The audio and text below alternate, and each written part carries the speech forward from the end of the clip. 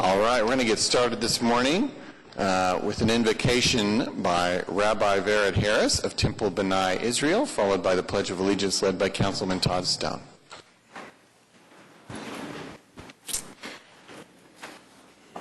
People sometimes want to understand what Judaism teaches by reading our scripture. And the truth is, any one piece of scripture is interpreted by any number of people who read it. It's not clear what we believe from the way that our text is written. So what I tell people is to understand what we believe, look at what we pray for. Our prayers express the longing of our heart, our search for finding purpose and meaning, and what we hope we can gain from that great other that some of us call God. With that in mind, I offer this prayer from our prayer book. As we awaken to this morning, let this be our thought.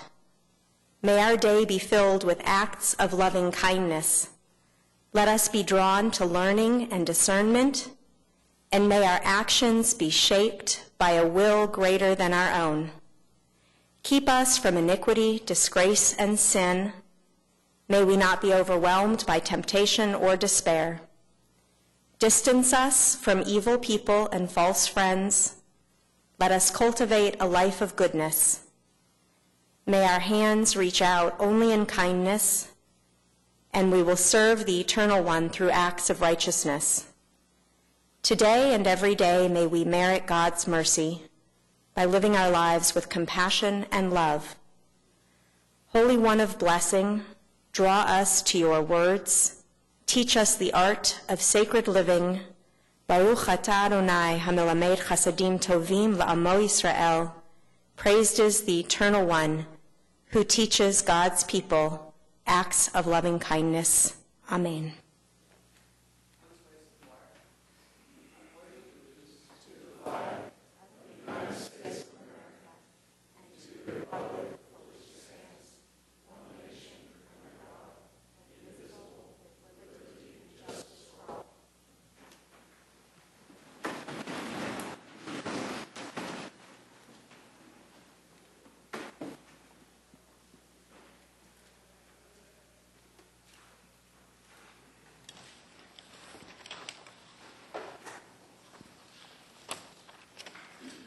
All right, I call this meeting of the City Council to order.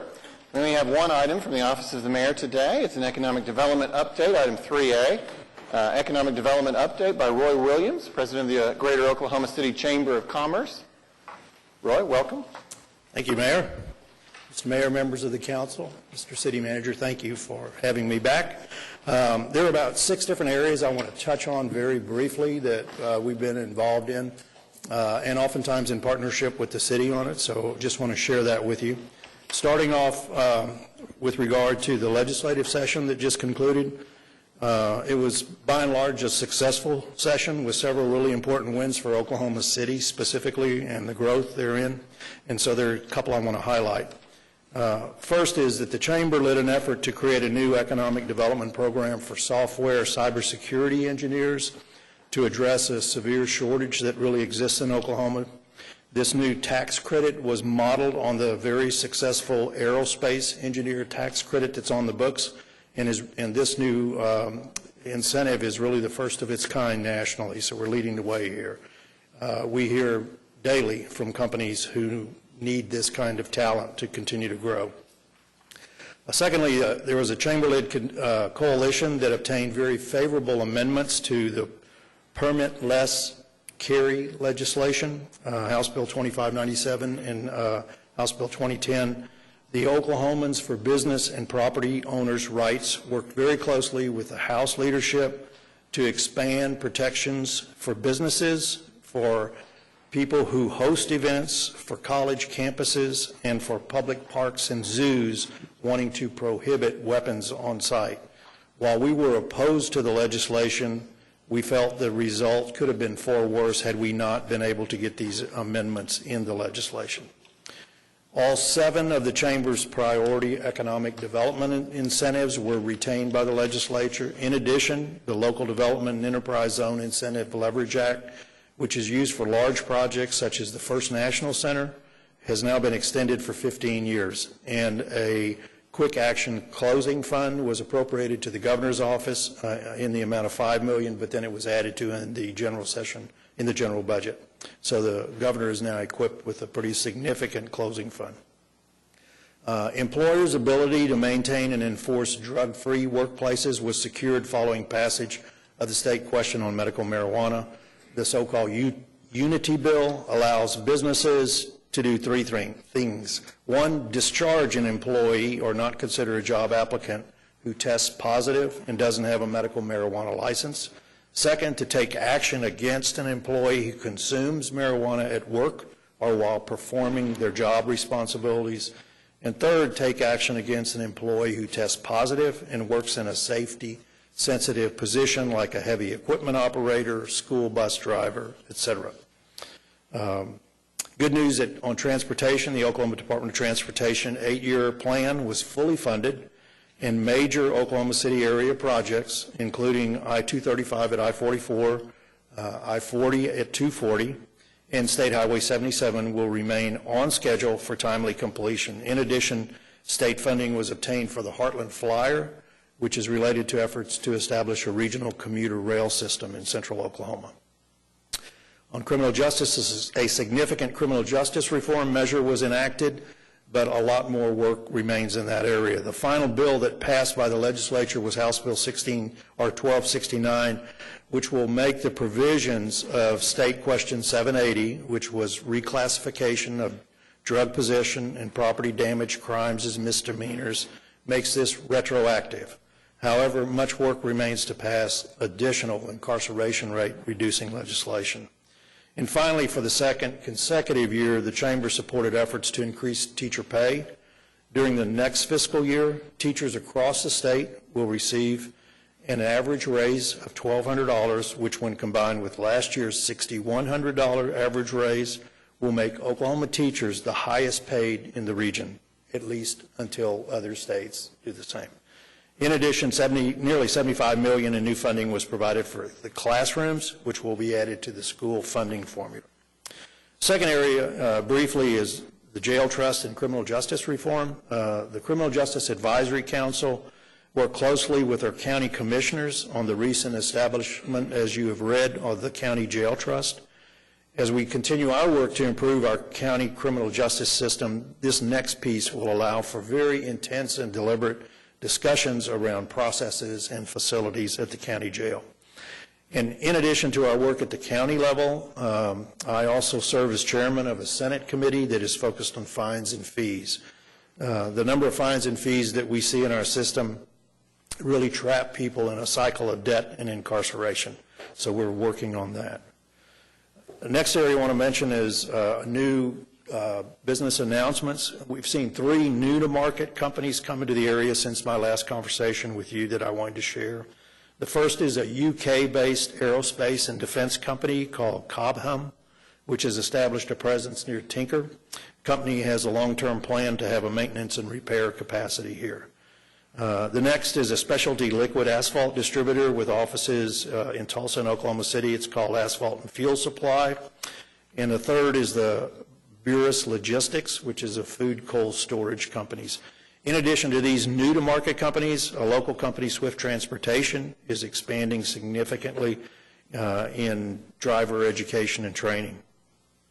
With regard to selling OKC, and again, this is in partnership with the city, Oklahoma City was very well represented at the International Council of Shopping Centers annual Recon show in May. Mayor Holt attended, along with Alliance President Kathy O'Connor and members of our staff. We had a number of beneficial meetings with developers and retailers nationally who are considering our market. And additionally, Kathy spoke on a panel that discussed opportunity zones and specifically how Oklahoma City is taking a lead in marketing these sites nationally. More than 40 local developers and brokers attended our annual lunch with the mayor on the show's first day. We also organized Oklahoma's presence at the Bioscience International Organization meeting that was held in Philadelphia. And this meeting brings together scientists and other members of the bioscience community for learning and partnering opportunities. Our Oklahoma Pavilion was the site of more than 235 individual meetings between members of our delegation and potential partners in research and funding. Another area I want to talk about just very briefly is talent. As we work with both new-to-market and existing companies, the presence and growth of talent pipelines is a huge deciding factor in whether they come here or in whether they expand here. So I want to give you an update on some of the work we're going to do to support that. Talent development, as you would guess, is an extremely broad topic, so it'd be very easy for us to do a lot of different things, but probably really not move the needle. So to prevent this, we wanted to be extremely strategic about this and ask the questions of what sectors in our economy are the most strategic, what role should we take, and how do we support the other partners who are involved in all of this and these conversations. So from these questions, we determined that the Chamber can have a very impact on workforce and talent in our region in three different ways. One is recruiting talent, one is retaining talent, and another is training existing workers. So on the recruiting front, we're a week or so away from launching a new and expanded talent recruitment site at www.abetterlifeokc.com. This new site goes well beyond the "why is it great to live here" content to include very extensive background on jobs that are available in the market, on what our key industries are, and what our employers' needs are. So we're going to drive traffic through this site to generate employee leads for companies directly. On the retention front, we've started a new series of meetings aimed at talent that is recently located here in the market. These Find Your OKC events are designed to help people become acquainted with those aspects of the area that is important to them. And then finally, on the training front, we have a new event called Elevate, which is scheduled for October 23rd. This one-day conference-style event will feature keynote speakers and more than 50 different breakout sessions, all focusing on training and topics we've learned from our employees and what they want to provide their employees. So our work on talent continues to grow, and I'll bring more information the next time I'm here to show you how we're trying to help companies. The last thing I want to mention is Tinker. The work at Tinker continues on the new KC-46 tanker project. They're anticipating a ribbon-cutting ceremony in the early fall for the first part of the project. The two-bay hangar is now 75% complete out there, and it's currently estimated for completion in December. And the single PDM dock out there is at about 90% completion, and the KC-46A software lab project is completed and being scheduled for occupancy. The original project scope has grown, and there are additional projects that are now being awarded for construction by the fall. So that's the end of what I'm going to share with you. I'm happy to answer any questions if anybody has any. Thank you, Roy. Any questions for Roy? Thanks for coming this morning. Appreciate the update. Absolutely. Thanks for all you're doing. Thank you. All right, that concludes Office of the Mayor. Item 4, Journal of Council Proceedings. We have items A and B, which we can take with one motion. Got a motion and a second. Any discussion? Seeing none, cast your votes. Passes unanimously. Item 5, request for uncontested continuances. Mr. City Manager. Yes, so on page 22, item 7BA, this is the item on the beginning the process for the demolition of the Old City Jail. Councilwoman Hammond had requested that we do a 4-week continuance on that so she can continue researching and getting a better understanding of that facility and the opportunities that are there. We're going to defer that then to July 16th. On page 30, the items requiring separate vote, item 9A8, SPUD 1107. This is requested to be deferred to June 16th of 2020. So the applicant asked to defer this for 1 year.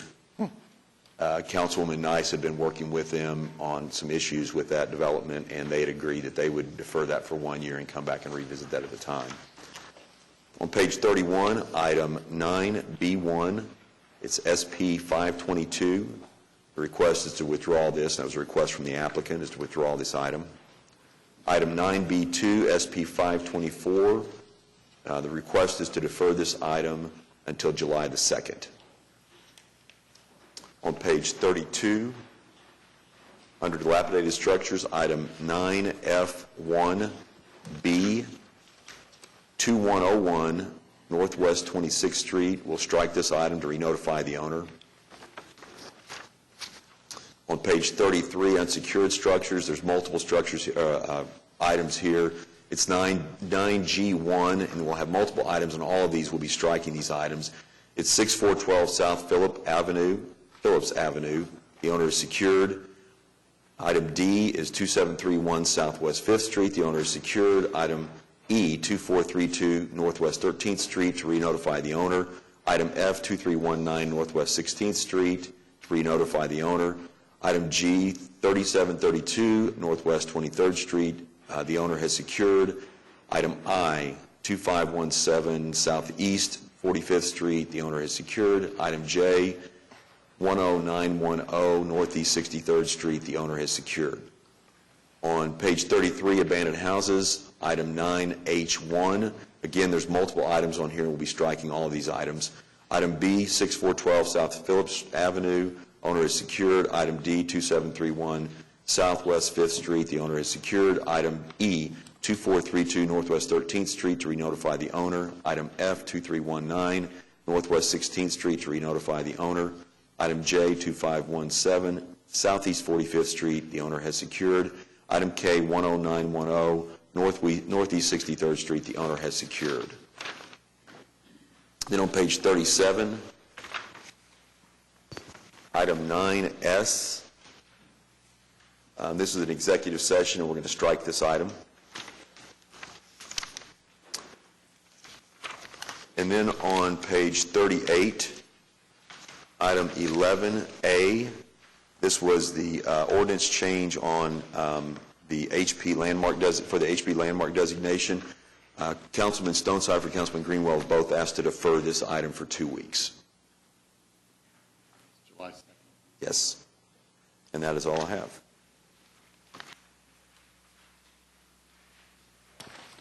Thank you, Mr. City Manager.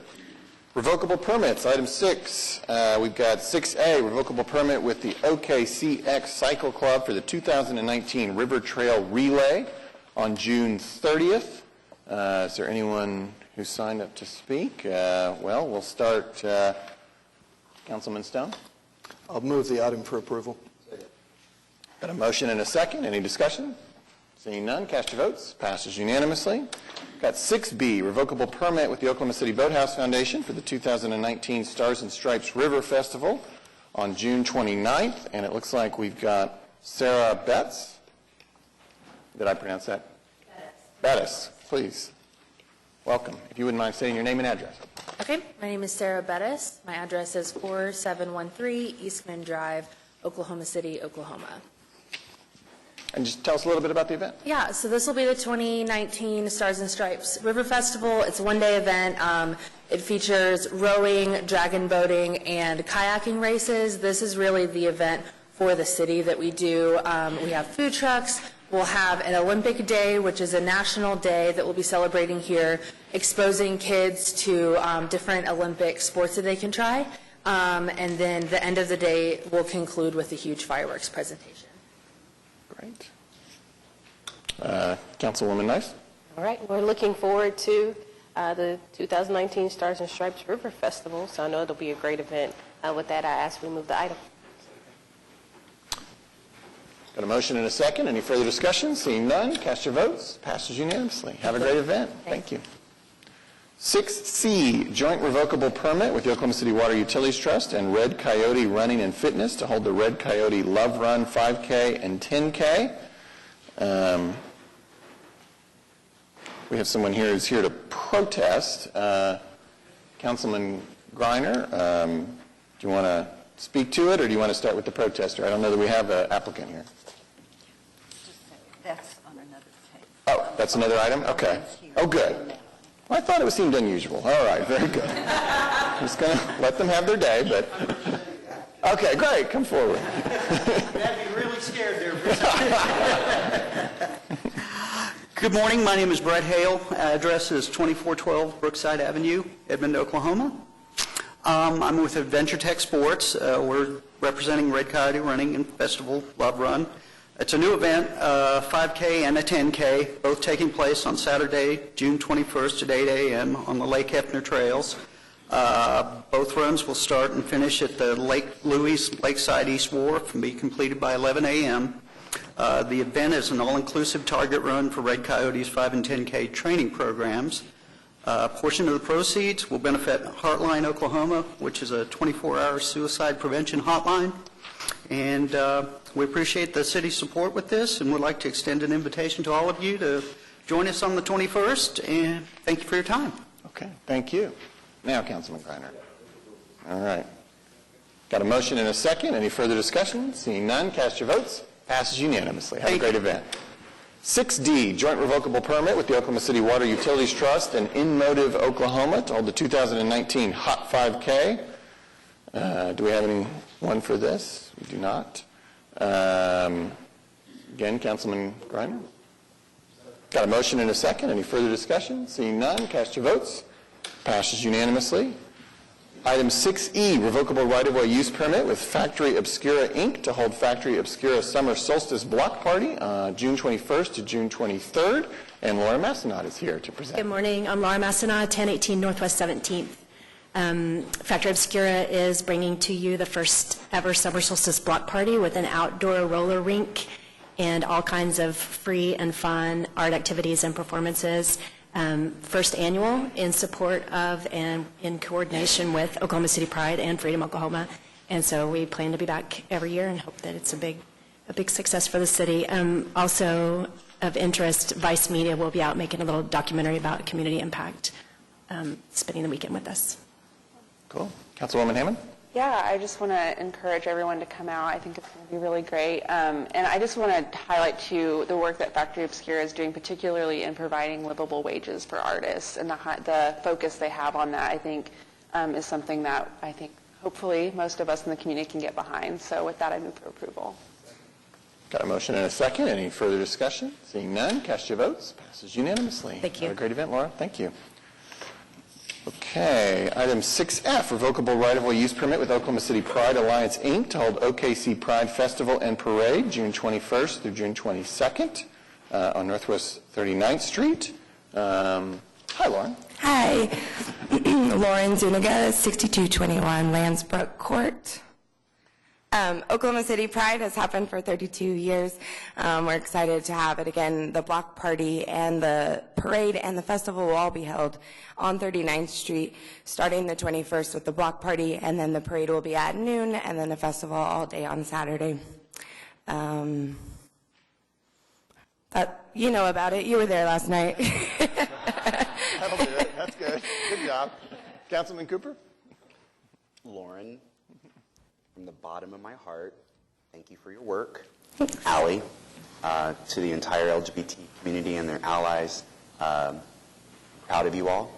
And I will have much more to say about this during items from council, but I'd like to move approval. Okay. Thank you. Got a motion and a second. Any further discussion? Seeing none, cast your votes. Passes unanimously. Thank you, Lauren. Thank you. Okay, item 6G, revocable right-of-way use permit with the Western Avenue Association to hold Wheels on Western on June 22nd. Do we have an applicant here for this? Then Councilman Cooper? Move the item. Very good. Motion and a second. Any further discussion? Seeing none, cast your votes. Passes unanimously. All right, that concludes our revocable permits. We'll recess the council meeting and convene as the Oklahoma City Municipal Facilities Authority, where we have items A through Q, but we do have a presentation for item I, correct? So this would be to approve the Oklahoma City Municipal Facilities Authority budget for the next fiscal year. So Doug Dowler, our budget director, is going to give us quick highlights on the MFA budget. And this budget is actually approved in many forms throughout the actual operating budget. But because it stands alone and because the council sits as the trust, we felt like it'd be good to have just a presentation of what we have included in this. I'm Doug Dowler, the budget director, and The OCMFA budget does total $118.9 million for FY20. Most of that, as Craig said, comes from city funds that were included in the FY20 budget, which was adopted at the last meeting. The largest portion of the MFA budget is related to health insurance at $70 million. The vast majority of that budget comes from the city's contribution to health insurance at about $62 million, and the remainder comes primarily from employee contributions. The next largest category in the MFA budget is the information technology. Most of the revenue comes from the city's IT, Internal Service Fund. IT uses the OCMFA for multi-year contracts, for accumulating funds to pay for periodic expenses such as server replacement and capital lease for the city's radio system. Workers' compensation and property and liability insurance are managed in the OCMFA. Like the IT activity, these activities are funded originally in the Risk Management Internal Service Fund on the city side, and then the payments and contracts are made through the OCMFA. The OCMFA is also used for advanced funding for preliminary activities for GO bond projects, such as architecture and engineering work and right-of-way acquisition. This is a revolving fund that is repaid by GO bond funds when bond projects are sold. This allows Public Works to begin projects before the funds are available in the GO bond. There are 6 items actually on today's agenda that authorize GO bond funds to be used to repay the MFA for advanced engineering services funds using proceeds from the 2019 GO bond sale. The OCMFA is also where oil and gas royalties are deposited from wells on park property. These funds can only be used for park improvements. And there are other miscellaneous activities funded through the OCMFA, but they account for less than 5% of the total budget. So, again, the OCMFA budget is $118.9 million. This is actually a decrease of about $1 million over the current year. The primary reason for the decrease is lower workers' compensation costs. Some state law changes from several years ago have reduced our costs, as have our enhanced focus on worker safety helped bring those costs down. So these changes have resulted in a workers' compensation budget that's about $2 million lower than it was last year. So that's just a quick overview. I'd be happy to answer any questions you might have on the MFA budget. Any questions for Doug? All right. Thank you, Doug. Thank you. Well, we can take items A through Q with one motion. Got a motion and a second. Any further discussion? Seeing none, cast your votes. Passes unanimously. That brings us to page 7, where we will adjourn OCMFA, convene as the Oklahoma City Public Property Authority, where we have items A through E we can take with one motion. Got a motion and a second. Any further discussion? Seeing none, cast your votes. Passes unanimously. We'll adjourn OCPPA and convene as the Oklahoma City Environmental Assistance Trust, where we merely have claims and payroll, which we arguably don't need to vote on, but we're going to anyways. I'd love a motion. Got a motion and a second. Any further discussion? Seeing none, cast your votes. Passes unanimously. We'll adjourn the Oklahoma City Environmental Assistance Trust, reconvene as the council meeting, where we find ourselves on page 8 of your printed agenda, item 7, the consent docket. And I know we have one presentation. What item is that, Mr. City Manager? 7AZ, we have a presentation for. We already deferred 7BA. And is there anything else that anybody wants to talk about or pull out?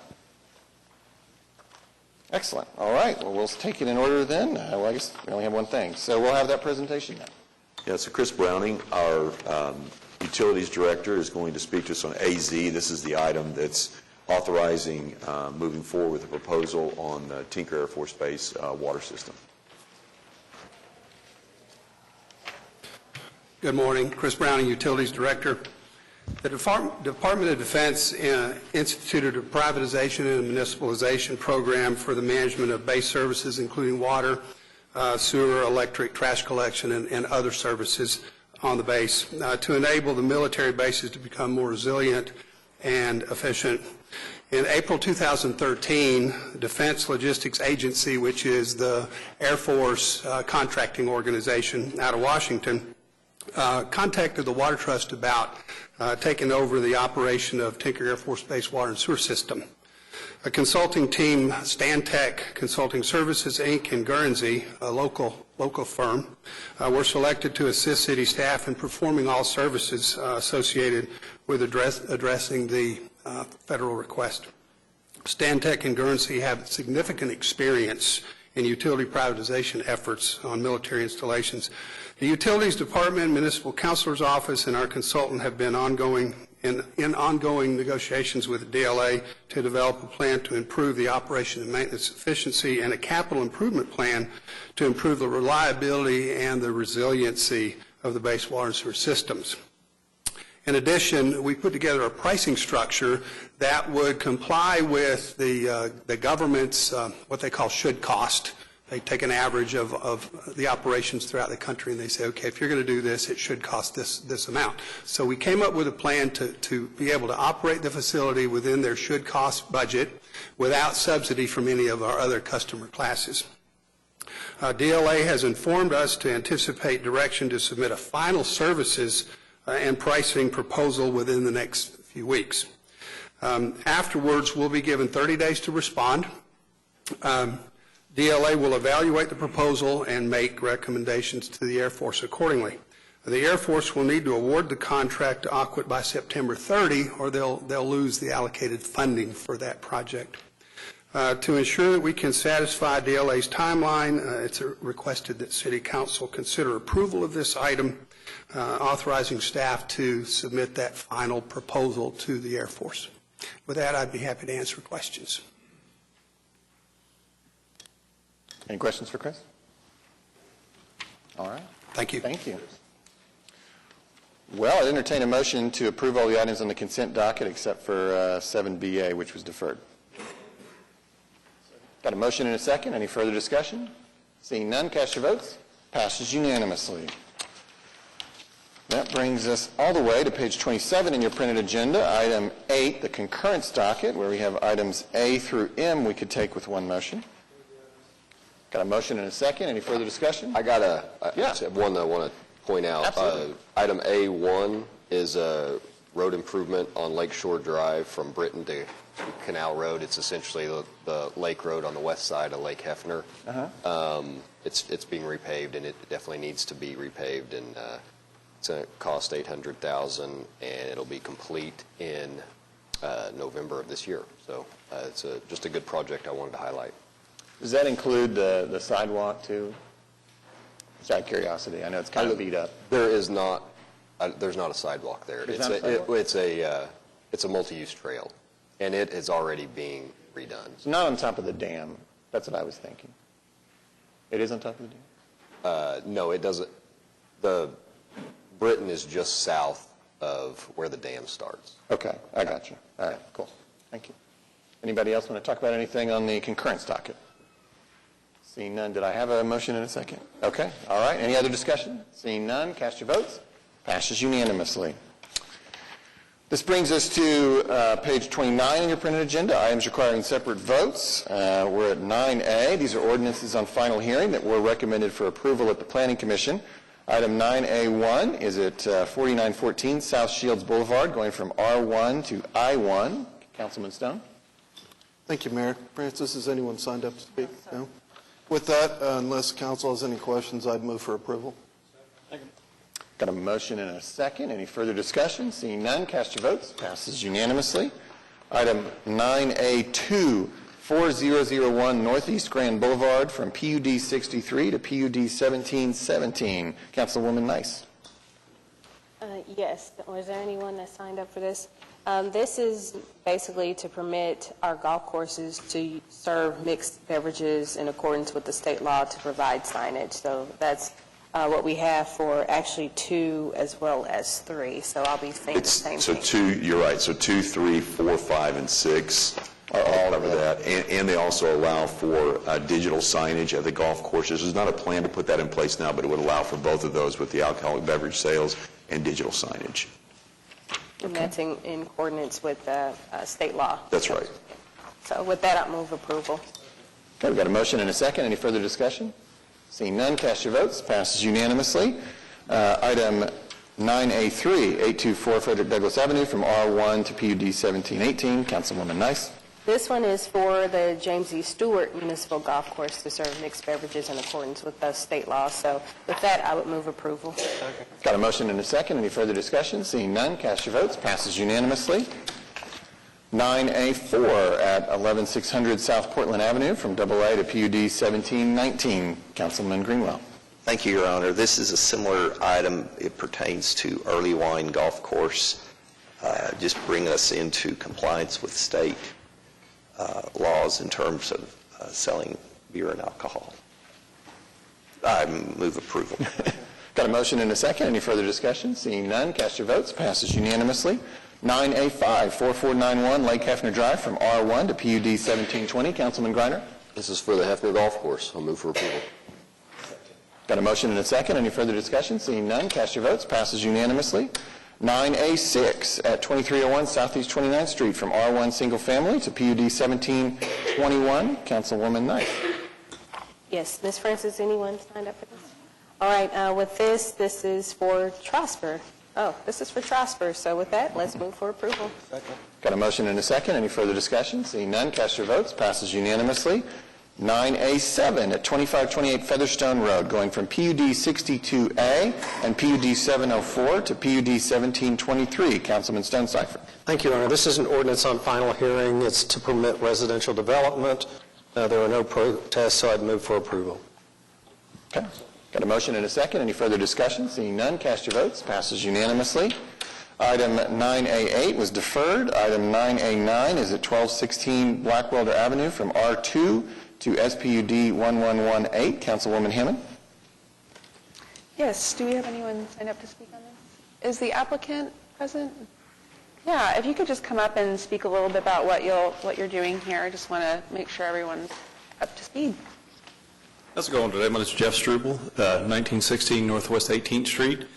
This is a building that was built in 1930. It was originally retail downstairs and apartments upstairs. Now it has a R2 overlay.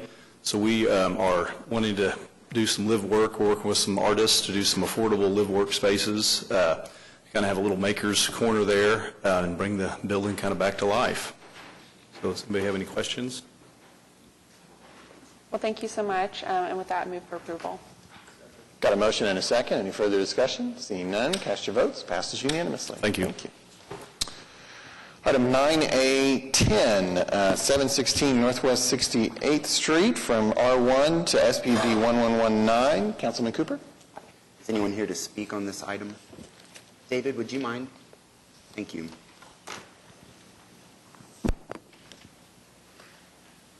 Good morning, David Box, 522 Colcord Drive, here on behalf of the applicant, Mr. Clay Farha, who's also here. This is a similar application to several others that have been approved recently. Mr. Farha has been in the process of acquiring several pieces over here. Ms. Lincoln, if you could scroll up just slightly on the other way, I'm sorry. This SPUD mirrors the language approved in the SPUD 1076 as well as PUD 1653. It permits a series of office and light industrial and commercial type uses. Even though it's zoned R1, I would submit that up against the railroad tracks without streets actually going through, it's not likely to ever be developed as R1. This area has been in transition for quite some time. Thank you. With that, I'd move approval. Second. Got a motion and a second. Any further discussion? Seeing none, cast your votes. Thank you. Passes unanimously. Thank you. Okay. That brings us to 9B, items 1 and 2. One was withdrawn and one was deferred, so we're at 9B3. These are ordinances on final hearing that were recommended for approval. This is a special permit to construct a telecommunication tower in the C3 Community Commercial District at 401 Southeast 44th Street. Councilwoman Nice. Yes, Ms. Francis, anyone speak? No. I want to look into this just a little bit more.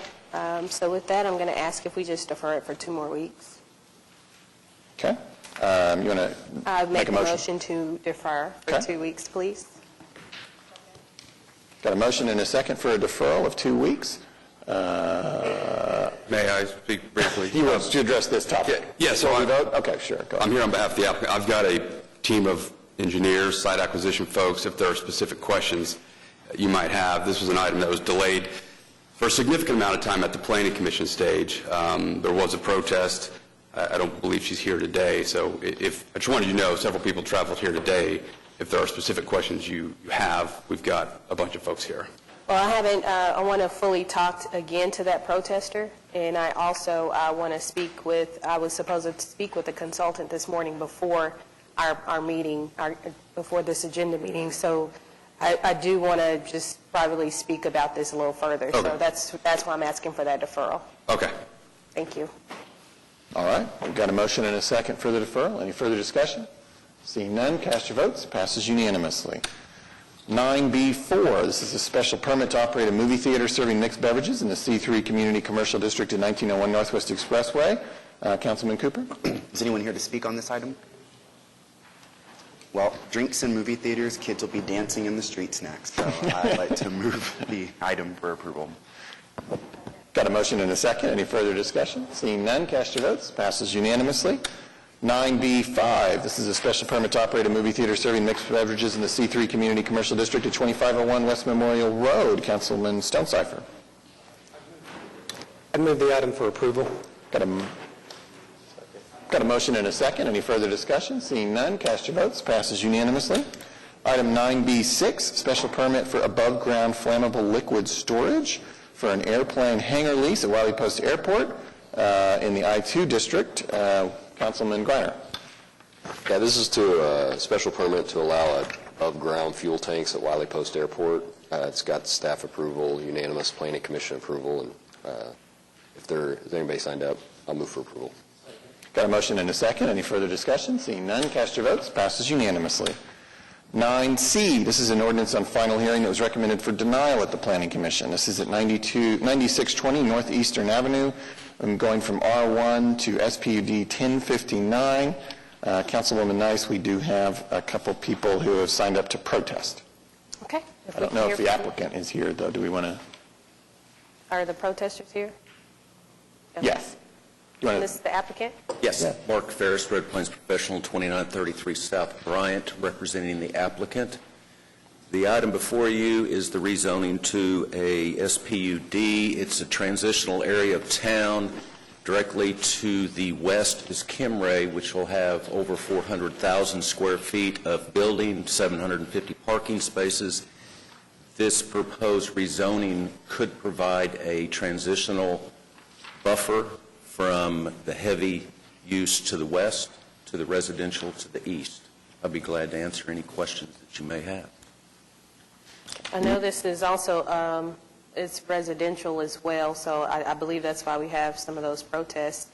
And I want to hear from those who have some opposition to this as well. Okay. Christine Jolly.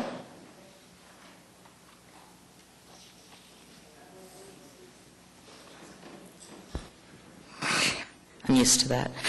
Christine, if you wouldn't mind stating your name and address. Sure. Christine Jolly, 2020 Northeast 96th. It's the house directly next to the property line there. So I just moved in October. I know this has been in front of the Planning Commission since early last year. So I wanted to make sure that I had an opportunity to just tell you why I live in the neighborhood that I currently live in. It's very quiet. It's very peaceful. The Kimray that is going in across Eastern was something that my entire neighborhood protested. It passed. We're fine with it now because it's there. What we don't want is additional industrial leading into our neighborhood, which, excuse me, is exactly what this is. Even with the buffers that Mr. McNeil has planned to put in and the landscaping that he'll be doing, we're actually more concerned about what will happen after he leaves that property if he chooses to sell it in a few years. Since it will be light industrial, that leaves us open to quite a few buildings that may not be exactly perfect for our neighborhood. So I just wanted an opportunity to just say that. And that's going to be my parents' bedroom right against that property line. And I'm bringing them into my home so that they can live with me as they age, and that's not really going to go over very well with them either. So that's all I really had to say. Do we have more people signed up, ma'am? Anyone? There's one more. One more. Great. In that case, I'm out. Thank you very much. I can answer questions if you need anything. Excuse me. Would you mind explaining what the opposition was to the Kimray in the neighborhood? I wasn't part of the opposition to that. I think a lot of it was the fact that that entire multi-acre lot is currently, well, was being used for grazing. It's just a big open lot, and it has all the radio towers and the TV towers on it there in that corner. The idea that Kimray is going to be running a 24/6 day-a-week plant, a manufacturing plant with offices was, I believe, what everyone was protesting. Thank you. You're welcome. And have you talked to your neighbor? I'm sorry, right here. You're fine. Have you talked to a lot of your neighbors that are around the area? I've talked to several of my neighbors about this, probably upwards of 10. Most of them are a little jaded because of what happened with Kimray, and they didn't really want to come and speak for that reason. They felt like they weren't going to be heard. Sorry, it's just what they said. So that's why I wanted to come and be able to speak. All of them did say that they did not want this to occur, that they felt like it would ruin their property values and that it would start to change the makeup of our whole neighborhood as a neighborhood.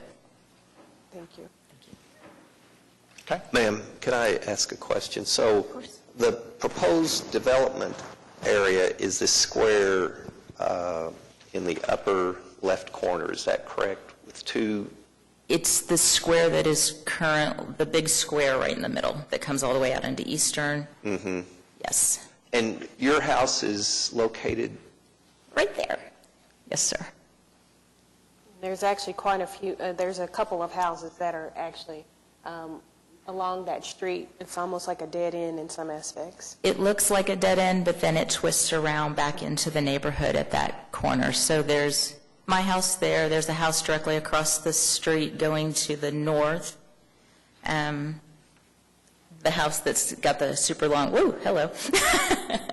The house with the super long driveway just sold. They paid, I believe, $260,000 for that home. And directly behind our houses, if you continue to scroll the direction you're scrolling, that large white building is a landscaping company right now. They bring in not semis, but very large trucks, pretty much all day and all night, at least Monday through Friday. In the summer, they're bringing those same trucks in on Saturdays and Sundays as well. We do have some trees along the back that help to buffer some of the look, but we do still get a lot of the noise. What's the latest you've heard that noise? 11, 12, 1, 2 a.m. Ma'am. No, I need to know. Yeah. Thank you. Okay. All right. And we have some, I appreciate you. We have someone else that signed up to Yes. speak? Okay. Molly Hill.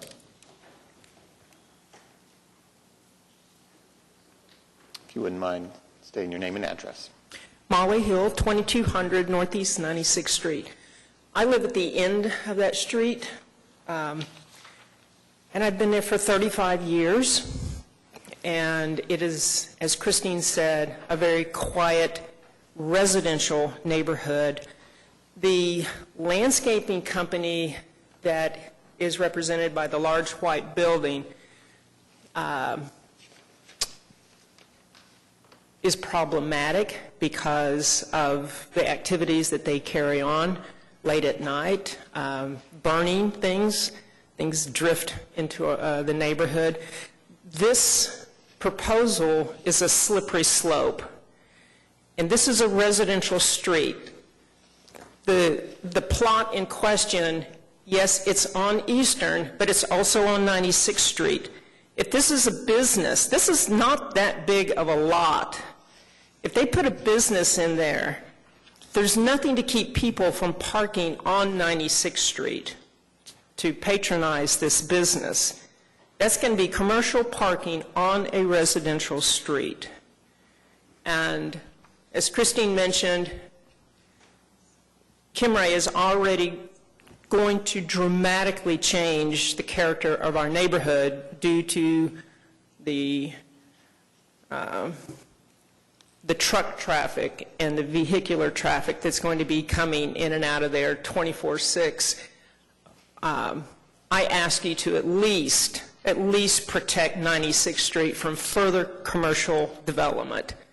This is on a residential street. Thank you. Thank you. Thank you. Thank you very much. Just a couple of very quick items. The site plan as part of the SUPD will not take access to 96th Street. There will be limits of no access in an agreement that there will be no access to 96th Street, one driveway on Eastern. The driveway placement does meet the city engineering department's driveway separation requirements.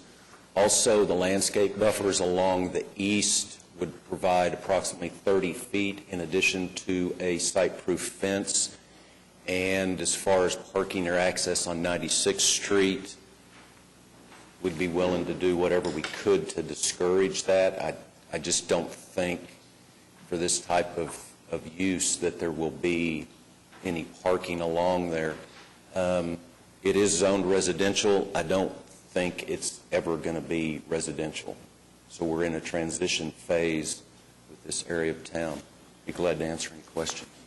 Well, I would have to kindly disagree. Because it is residential, it does not mean it can't stay residential. But what I would like to do is I want to defer this because I have driven in this area and I've seen it for myself, but I do want to go a little further in detail and knock on some doors in the neighborhood and talk to some of those neighbors to get a better feel, and even with the applicant to sit down again with him and see maybe if we are able to come to a compromise or if we are able to work this out with the neighbors on that street on 96. So with that, I'm going to ask that we defer this for 2 weeks. Okay, we've got a motion and a second for a 2-week deferral of item 9C. Any discussion? Seeing none, cast your votes. Passes unanimously. Thank you. 9D is an ordinance to be introduced today, set for public hearing on July 2nd and final adoption on July 16th. This regards boat storage fees, and I believe we have a presentation. Yeah, Chris Browning is going to make a quick presentation just to give us highlights of this item. I'm confident he's on his way out.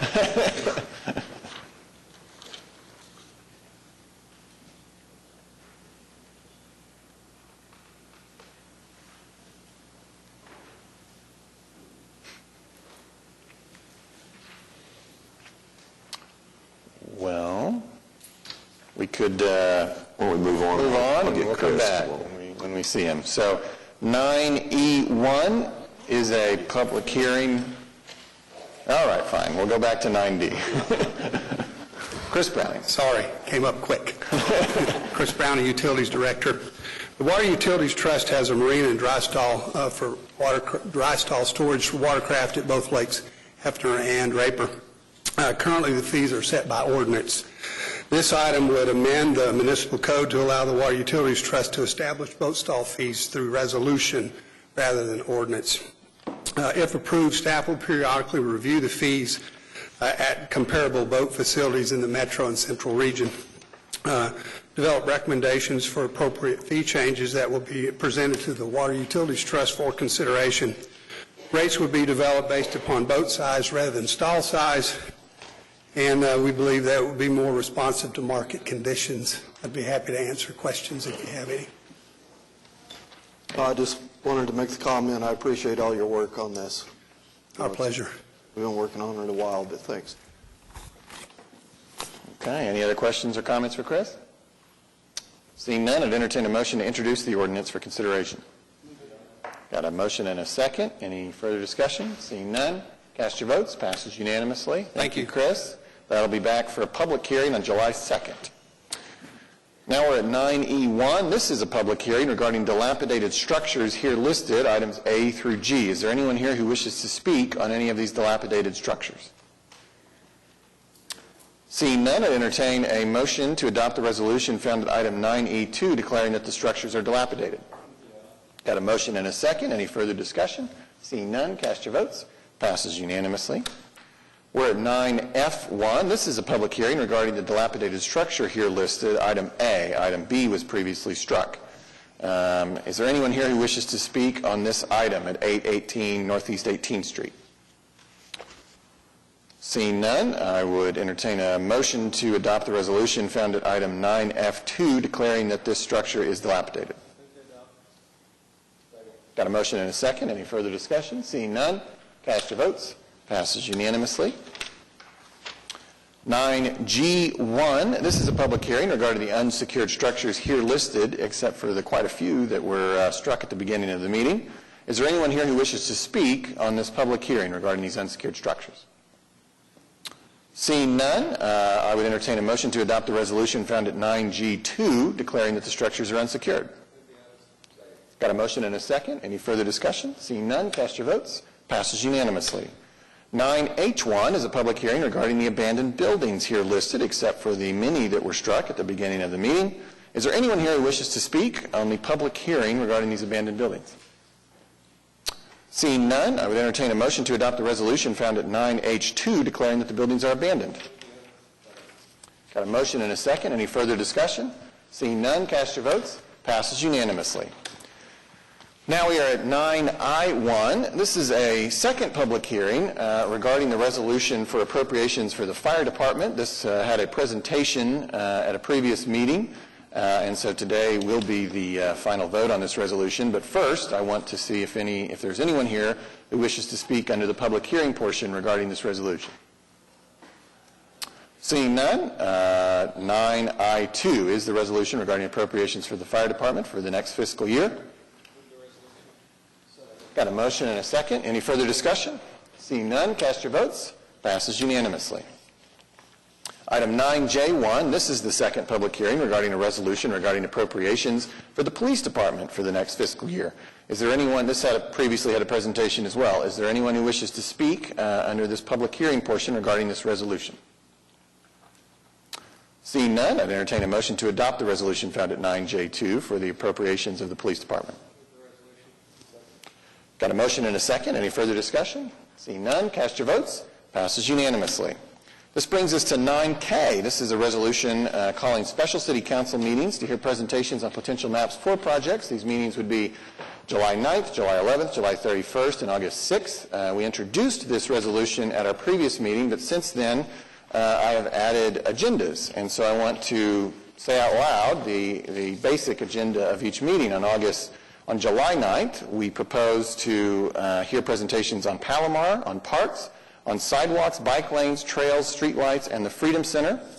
On July 11th, we propose to hear presentations on youth centers, beautification, the State Fair Coliseum, senior wellness centers, and an animal shelter. On July 31st, we propose to hear presentations on transit, homelessness, Chesapeake Arena and NBA enhancements, and a diversion hub. On August 6th, we propose to hear presentations on mental health, multipurpose stadium, innovation district, and other projects brought forward by council members. At that time, we will also hear overviews of the format, timing, revenue estimates, sustainable design, and 1% for art. Is there any comment or discussion on any of this? I sure appreciate everybody's feedback as we've developed this. And I'm excited, I think, at the things that we're talking about and the potential direction for our city. Okay, well, I'd take a motion then to adopt the resolution. Okay, we got a motion and a second. Any further discussion? Seeing none, cast your votes. Passes unanimously. All right, 9L, resolution declaring a penalty reduction program from July 1st, 2019 to March 31st, 2020, during which the court administrator may accept a single reduced payment to close such cases and lift such warrants as set out in Judicial Order 1905. Allowing defendants with a warrant for a Class A offense that occurred prior to July 1st, 2017 to close such cases with a single reduced payment subject to the mandates of Rule 8 regarding defendants' ability to pay. And I think, LaShawn, I've just given your presentation. That is correct, Mayor. Are there any questions? I'll be happy to take it. So LaShawn Thompson, our courts administrator, is going to just give us a quick overview of this program. Good morning, Mayor and Council. LaShawn Thompson, Court Administrator. I'm going to get a quick overview of our proposed penalty program. At the request of Councilman Stonecipher, we were asked to look at the Sacramento, California amnesty program to determine if we could use a program in Oklahoma City Municipal Court. In working with Judge James and Cindy Richard, we drafted a program model that was presented to the Judiciary Committee. We had IT to look at the number of warrants that we have for Class A offenses, traffic and criminal, and we have approximately 116,000 cases that are in a warrant status where the offense occurred before July the 1st, 2017. The estimated value of this warrant portfolio is $29 million. And again, we are excluding jury division cases and only focusing on traffic and criminal offenses. The proposed program period will go from July the 1st, 2019 to March 31st, 2020. And it's going to be a reduction of the fines, suspension of the mailing and warrant fees, and dismissal of any failure to appear charges if they apply. Next slide. Here is a proposed example of a speeding 1 to 10, which is one of our most common offenses. In the first column, you will see where the case is currently in a warrant status. Right now, the case is $420. If a failure to appear charge was issued, it's $193, which brings the total to $613. What we're proposing is in the second column that we're going to reduce the fine to $15, which will make the total amount owed $155 by dismissing the failure to appear. Now, the defendant will be required to pay that amount in full if they want to participate in this program. Now, this doesn't circumvent our Rule 8 hearings that we currently have right now. So if a defendant doesn't have $155 to address their outstanding obligation, we will set them up for we will schedule them for a Rule 8 hearing, and we'll help them navigate through the process. So the goal of the program is to clear any outstanding warrants that we have. Again, like I said, we have about 116,000 warrants that are sitting there. Those cases have been sent to collection. We've been doing collection activity on them. We still haven't received any compliance, so we're trying to encourage the compliance. Also, with the case being in warrant status, because you have not paid your fines and fees, your driver's license are probably suspended. So this program will help you, allow you to help you get your license reinstated with the Department of Public Safety. That concludes my presentation. I'll be happy to answer any questions if you have them. How would you respond to somebody who says that, you know, I got a ticket and I paid it on time and I didn't get a reduced fee, but now we're somewhat rewarding somebody who didn't pay it on time? Like how do we justify that seemingly unfair? Well, just to clarify, the people are not paying less than somebody who paid on time, right? They're paying less than they would. Yeah, they are, because Well, we'll reduce the fee. We'll reduce the fine, yeah, because the original fine, Mayor, is $65, and the proposed reduced amount is $15. Okay. So they're getting about a $50 reduction from someone who paid on time. And I'm just wondering how I would have that conversation. You know, I got 4 kids, so I know James, I have to figure out what, you know, things that seem unfair. How do I make them seem fair? when we look at the Sacramento program, a couple of things come to mind now. Number one, it's for a limited period of time. Number two, it's to get some revenue in the door. Number three, it's to get all these off the books, and it reduces administrative time. And so that's what kind of justified it in our minds for moving forward with this. It brings revenue in the door, and it reduces administrative time and trouble dealing with 116,000 fines. The other thing is, if these people get picked up, there's a warrant, and they end up in jail. And so it's more of an administrative expense for us. And so that's what came to mind. It's a limited time period. This happens. The Oklahoma Tax Commission does things like this. It's just to try to get some revenue in the door and to help some people out where they can get their license again and get back into the community. No, I mean, I definitely agree that it's good for the city, but I mean, I think you can see how we're somewhat enabling that, you know, don't pay your fine and then you can, and it's a reduced rate. I don't disagree with what you're saying. Yeah. So I would actually disagree with that. I've said this too many times, but coming from a mental health background, I imagine there are a fair number of these folks that either they're not complying because they're ill, getting to our municipal courts to get in compliance is an intimidating prospect. It would be strange if I got a speeding ticket. Let's say I got a jaywalking ticket, and it's not so intimidating for me, someone who is, I guess, middle class, to walk into municipal courts to settle a fine. Someone who I've heard from, particularly folks that live in poverty, someone who has a severe mental illness. The idea of walking into a government building can be very intimidating.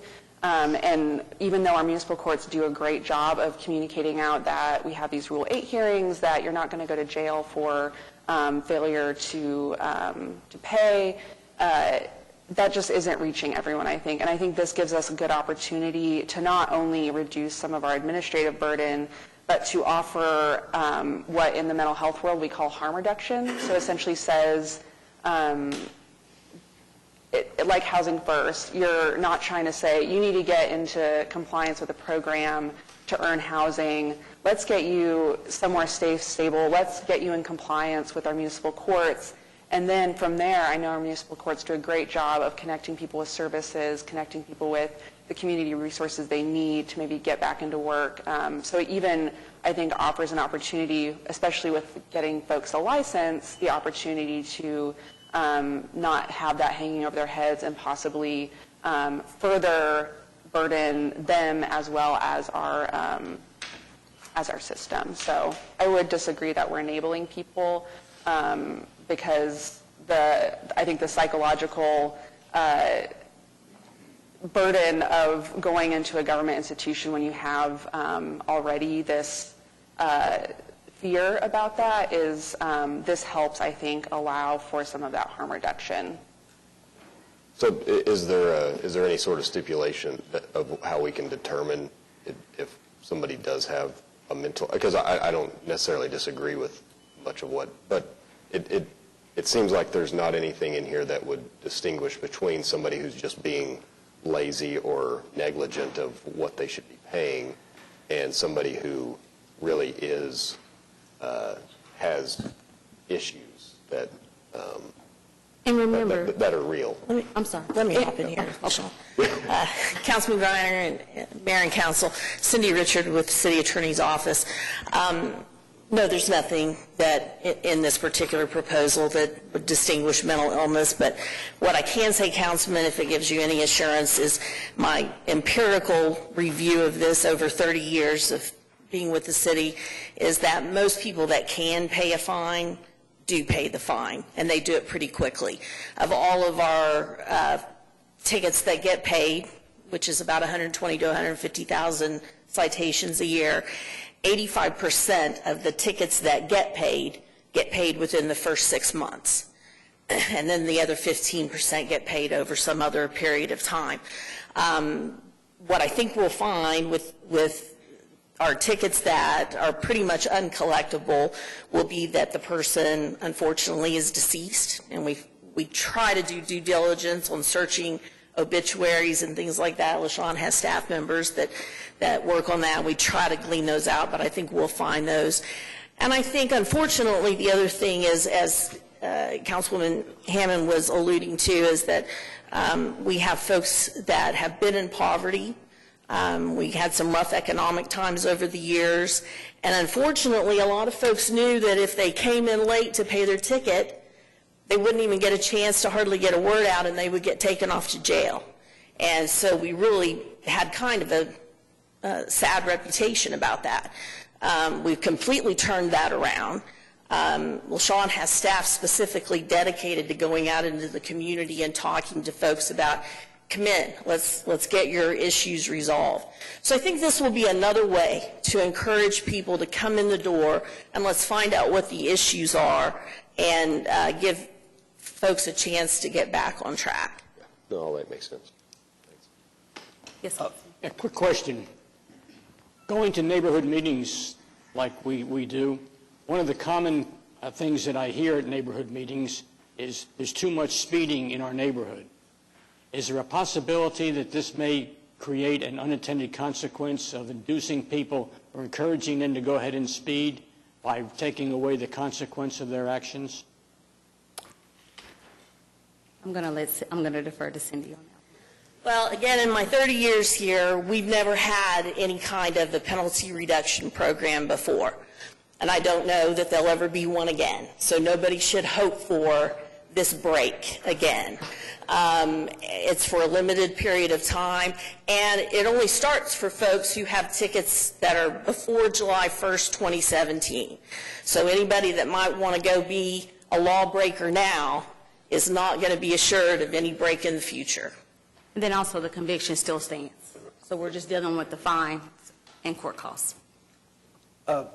I would like to see, once the program is completed, if we could get a summary of the results of the program in terms of how much outstanding fines were collected and just as much data as possible related to the program at the conclusion. We will. I just wanted to commend you, your staff, and also Judge James and Judge Kiffin, who came to our forum on this past Thursday and spoke about what was to come with possibility of council approval and how it does impact our communities that are within our city.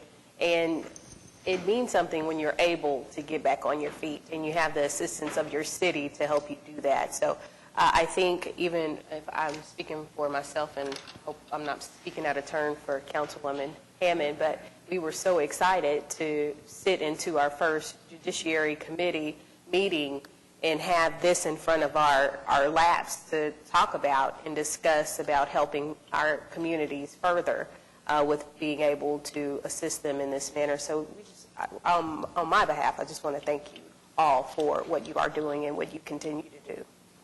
And just to echo on those comments, I want to thank Nikki and Joe Beth and David for really meaningful comments about the program and thoughts and ideas. I want to thank LaShawn and her staff. They did a tremendous job. Cindy Richard, outstanding work. And last but not least, again, I want to thank our presiding judge, James, who was very helpful. And with that, I'd move the item. Great. Motion and a second. Any further discussion? Seeing none, cast your votes. Passes unanimously. Thank you. Great job. 9M, approve the Emergency Physicians Foundation Medical Control Board budget for fiscal year 2019 to 2020. And I believe we have a presentation. Yes, Dr. Jeffrey Goodloe's here to present the budget. He's the medical director. Absolutely. Thank you so much. Always a privilege to be with the council and with interested citizens that are watching by TV. I have just a few quick remarks and then certainly open for any questions that you may have about our EMS system. As to the budget for the next operational year, we continue to work very, very carefully with these monies. Please recognize that these are not additional monies to the IMSA budget or the fire department budget. These are simply monies that are specifically allocated within those already existing budgets. So you would not be approving additional monies. Simply, it's an approval specific for those monies to be used for medical oversight. One of the things that is unique and a very, very advantageous to the citizens' way of our EMS system is that the medical oversight component is a specifically independent arm of our EMS system. In many, many other cities, in the vast majority of other cities, physicians serving as the medical director typically report to a fire chief or an ambulance administrator. And while that works well when relationships are good, it works disastrously when they are not. And unfortunately, many of my colleagues have ultimately had to face an ethical decision whether to firmly advocate for what is best for patients or what is best to placate a fire chief or an ambulance administrator. And that really is just an untenable situation when physicians are ultimately just trying to serve the citizens and make sure that we have the best clinical care on the streets. I'm very proud of the working relationship that I have with Chief Kelly and Jim Winham. 10 years into this job now, I can absolutely say that I have never seen our EMS system operating with the efficiency and the dedication and the clinical capabilities that we have today. It truly is at its best as I've seen over the last decade. And Councilman McAtee has seen that progression, serving on the IMSA Board of Trustees and ably representing the interest of the city. That's certainly not to say that things have been improper in times past, but they are particularly functioning well now. There are some specific unusuals that I'd like to point out, unusuals in a good way. I'm very proud of the Medical Control Board, these 11 volunteer physicians that represent the major hospitals in Oklahoma City and Tulsa. What is unusual this year is we have more gender diversity on the Medical Control Board than we've ever had. We have 3 female physicians now, one of which is the head of trauma surgery and surgical critical care at OU Medical Center, Dr. Roxy Albrecht, a fantastic champion of emergency services for Oklahoma. What is also unusual is for a system this size, particularly 2 major cities, I'm the only EMS physician in the United States when I compare to other large systems that we combine the 2 cities, and we have a lot of efficiency that way, not just financial efficiency, but operational efficiency as well. So I'm a little bit of an enigma to my peers when I go to conferences. They often wonder how we do it, and somewhat opine that they didn't think Oklahoma City and Tulsa were right next to each other. And I tell them that their geography is in fact correct, but this is just part of the commitment that we make to these communities to do the absolute best with the absolute least that we need financially. I'd also like to point out that it is certainly nice to have an assistant medical director.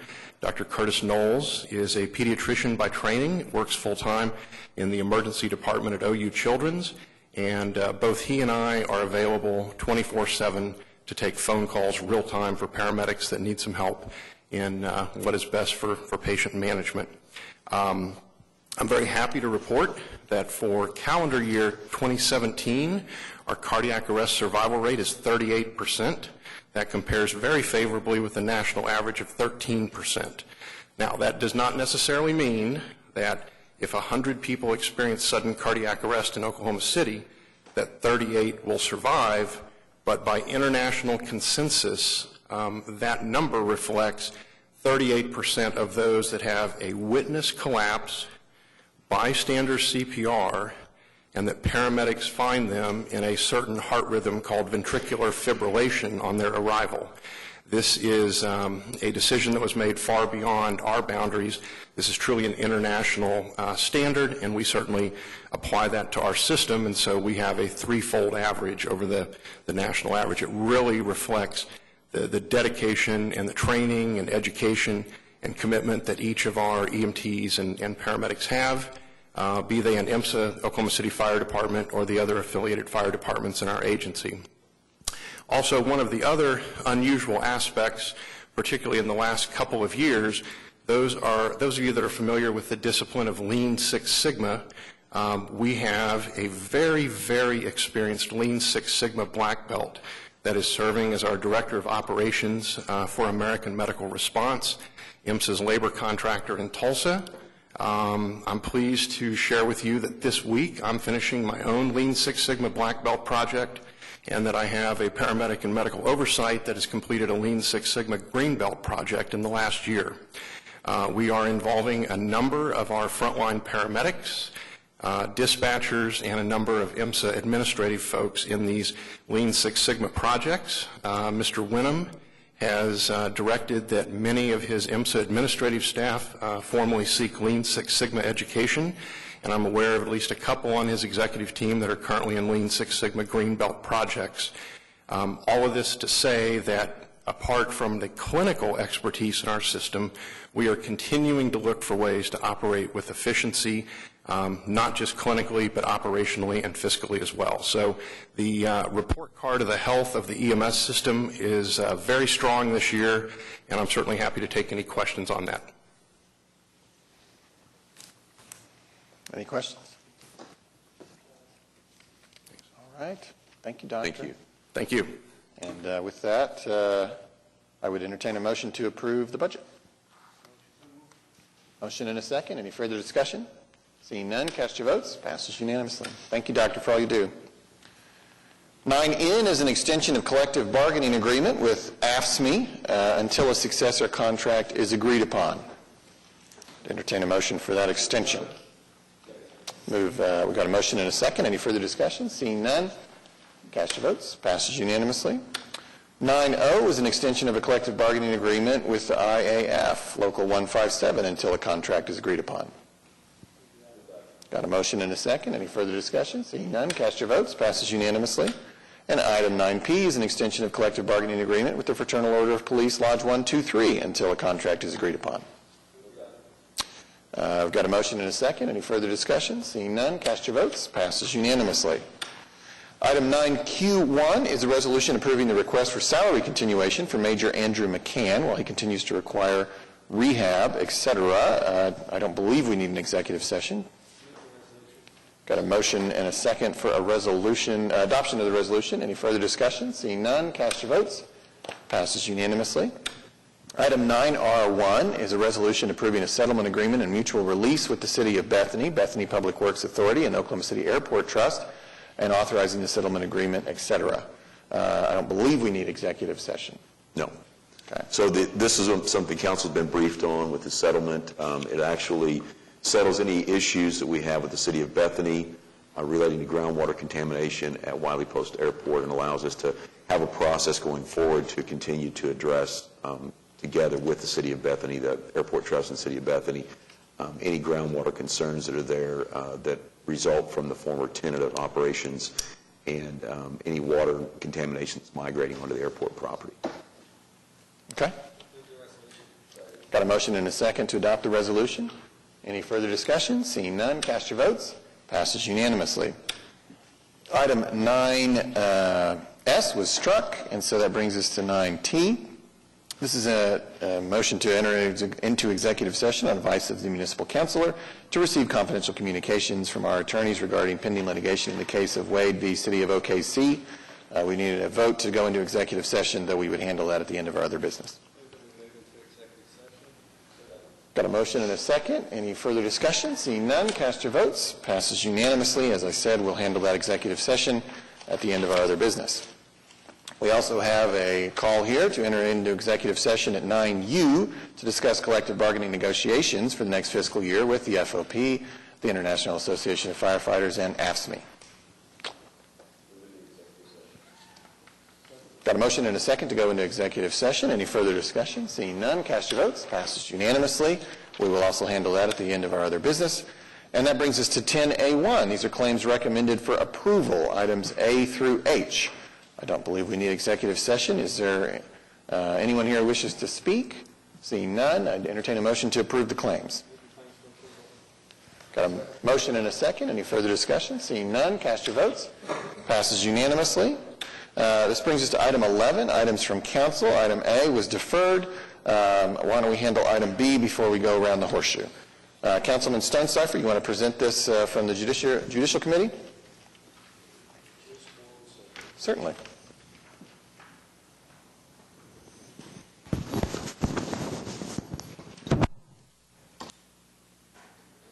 Just to briefly summarize, the Judicial Survey results result in a survey that's taken of several different participants in the system. It can be a lawyer. It can be one of the people that come before the court with a fine. And so LaShawn's going to tell us a little bit about the results in that, to me, it was very, very satisfying to see how well of a job our judges are doing. And I am very, very proud of the survey and the results we obtained for our judges. LaShawn? Hi, Mayor and Council. Again, LaShawn Thompson, Court Administrator.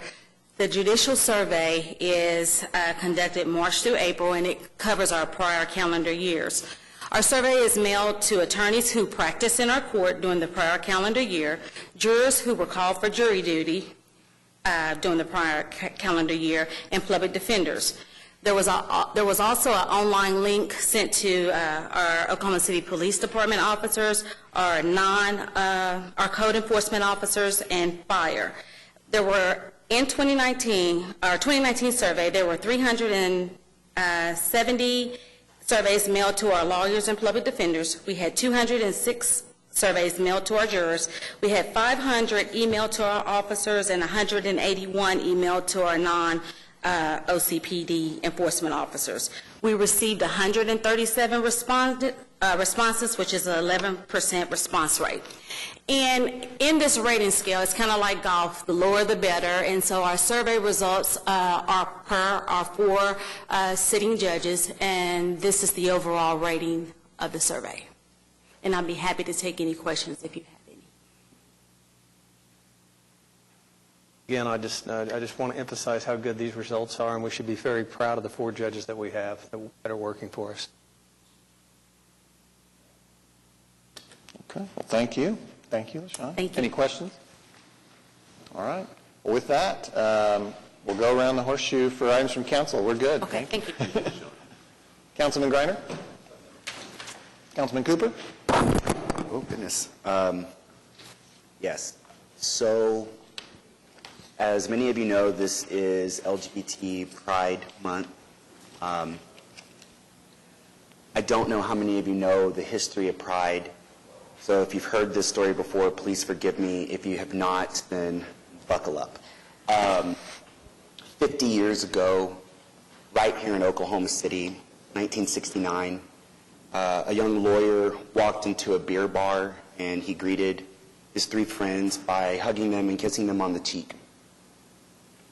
What he did not know was sitting next to him was an undercover police officer. At the time, it was illegal to go on a date, to be in a relationship with someone of the same sex in every state. Every state. When Paul Thompson walked out of that bar, there were flashing police lights waiting for him, and he was arrested, and this was common, and he spent the night in jail. And what was also common was that when an individual faced arrest, their name would be published in our state newspaper. Their place of employment would be published as well. So too their home address. This is what we mean when we say the closet. This is what forced people to not say who they were for fear of losing their jobs, for fear of violence done to their homes and their bodies. But on this day, an Oklahoman named Paul Thompson said, "I'm going to fight back." And he did something at the time unthinkable. He sued.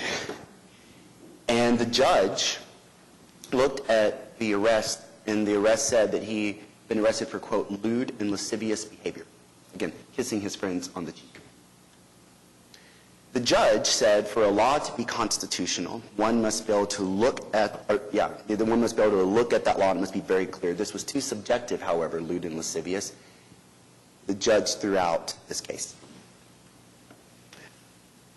That very same year that Paul Thompson did something that no other lesbian, gay person, bisexual, or transgender person in Oklahoma had ever done was the year of the Stonewall riots in New York City. And that was years of police brutality. Please believe me when I say brutality. Beatings in public. No recourse to government.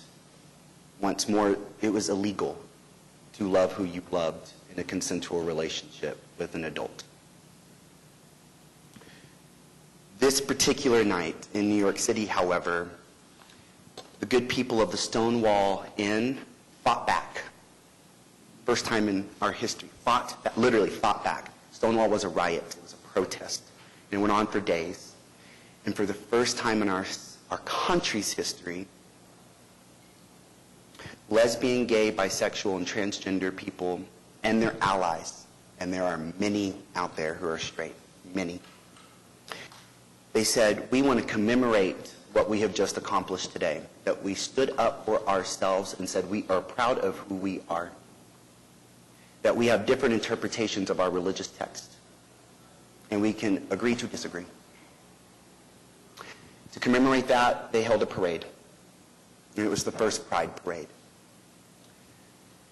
Oklahoma City was just a little bit behind the curve in terms of our parade. It wouldn't come until the 80s. But when it came, they're waiting for them at 39th and Penn, marchers, was a group known as the KKK.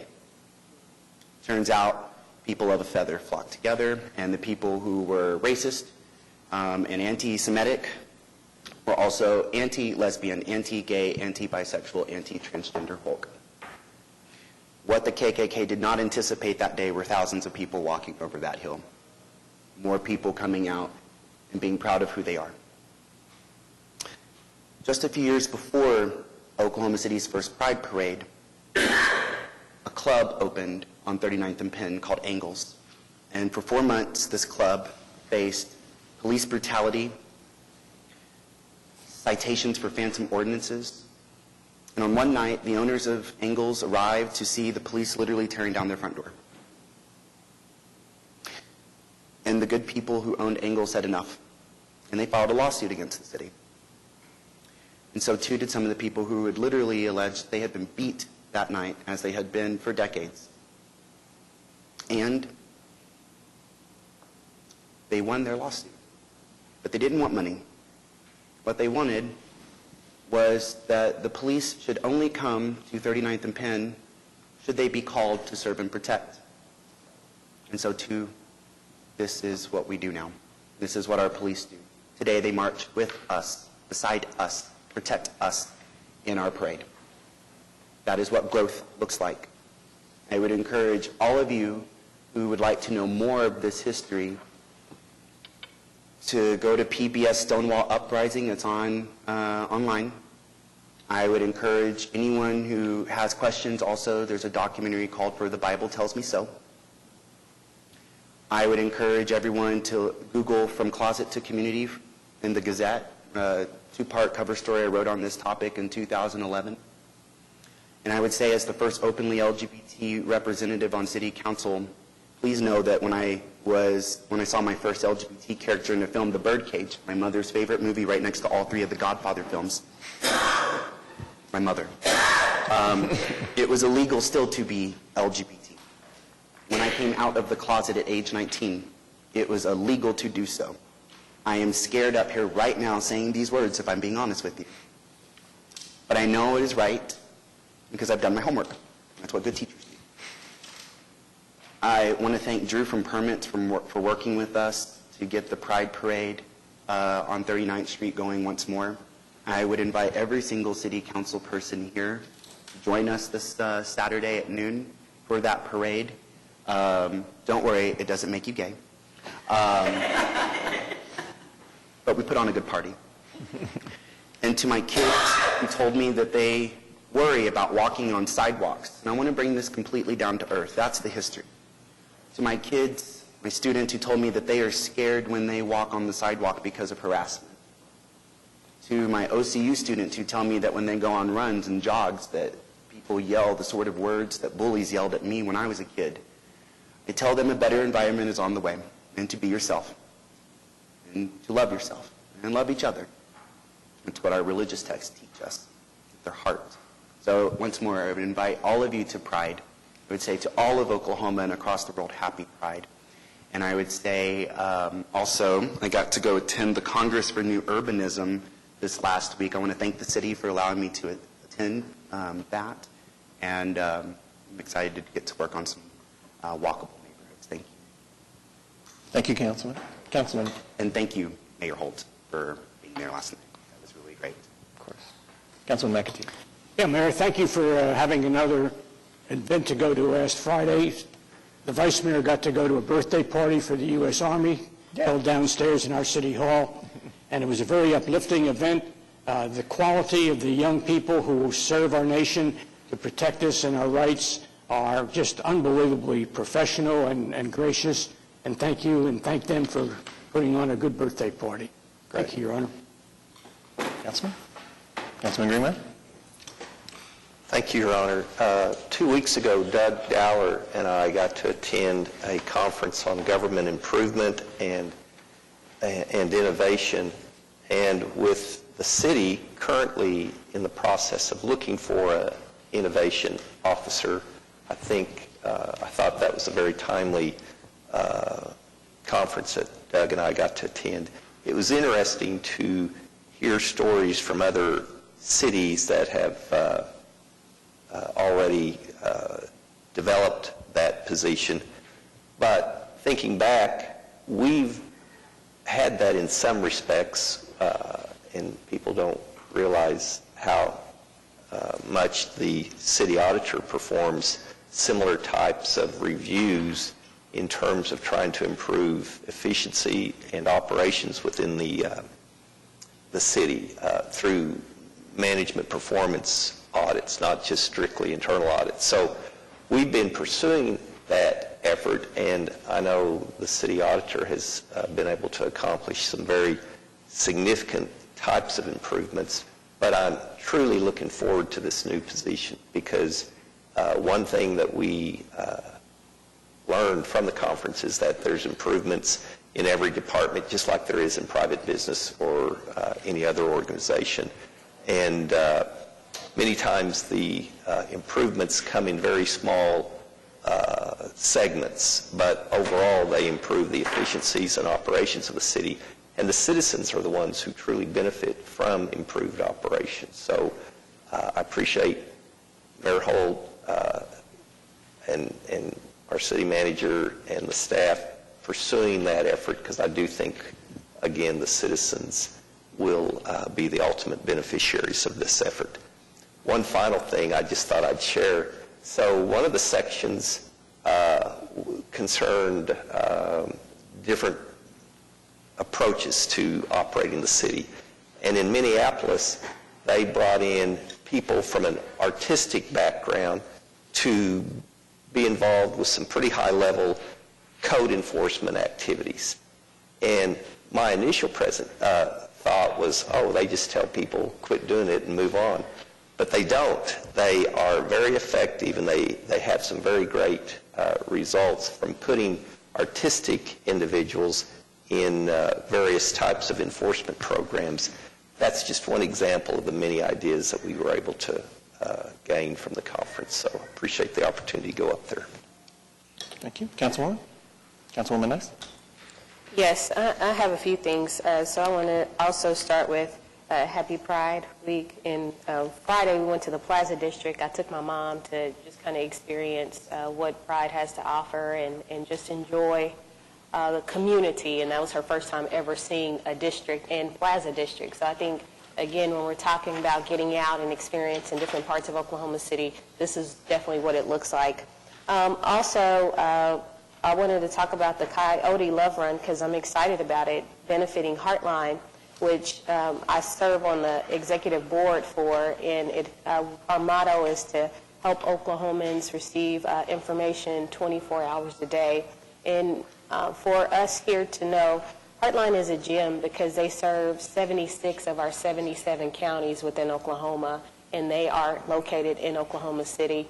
And they answer our suicide prevention line, and they now answer the call for our youth suicide prevention. So we are grateful for the work that they do and all of the people that work there under Margie, who is the executive director. So I just wanted to make sure I mentioned that because they are definitely doing some great work for our communities and our city as well as our state.